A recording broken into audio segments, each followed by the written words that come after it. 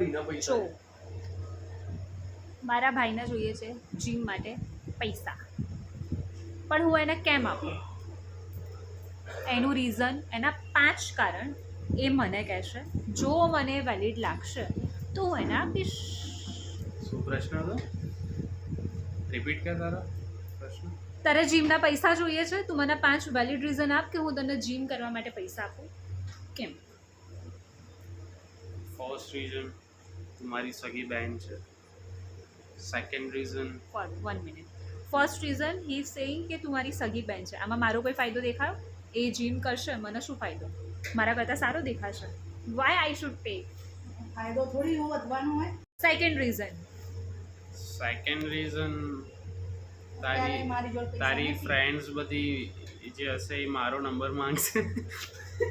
Second reason, મારી જે friends હશે એ એનો નંબર માંગશે. શું કરશે બાકી? Just for your kind information, હું એના કરતાં 5 વર્ષ મોટી છું. એટલે મારી જે ફ્રેન્ડ્સ છે એ કાં તો મારા ઉંમરની હશે, એટલે કે એના કરતાં 5 વર્ષ મોટી, અથવા તો મારા કરતાં બી 5-6 વર્ષ મોટા મારા ફ્રેન્ડ્સ છે. ભાઈ તારી જુનિયર્સ, આઈ મીન લાઈક જે જુનિયર હોય તારાથી નાની છોકરીઓના નંબર લેવા માટે એને જીમ કરવું છે. Is this a valid reason? No. Now third reason મારે પેલું શું કહેવાય ને, 2 મિનિટ કટ કરે, મને વિચારવા તો થાય. 2 મિનિટ કટ કર. ઇનસિક્યોરિટીઝ મારી જે છે એ મારે હટાવી છે.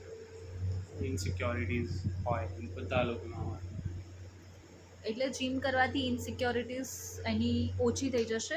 This is his third reason. Okay, अब चौथा बता दो. फोर्थ रीज़न, जो हमारी बॉडी लाइक मेंटेन हसे, स्ट्रक्चરમાં હશે, આમ એક લુક હશે, તો મારામાં કોન્ફિડન્સ બી હશે. લાઈક અત્યારે બી છે બટ થોડો વધારે હશે. લાઈક હું ઘણી બધી એક્ટિવિટીઝમાં લાઈક યુ નો થોડુંક આમ એક્ટિવ હોઈશ, સમજે? એક્ટિવ જીમ કરવાથી.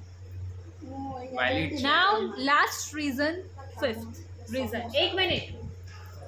फिफ्थ रीज़न नेक्स्ट, उसके लिए फॉलो करो. चलो फॉलो कर दो, उसके बाद फिफ्थ रीजन जाने को मिलेगा. बाय.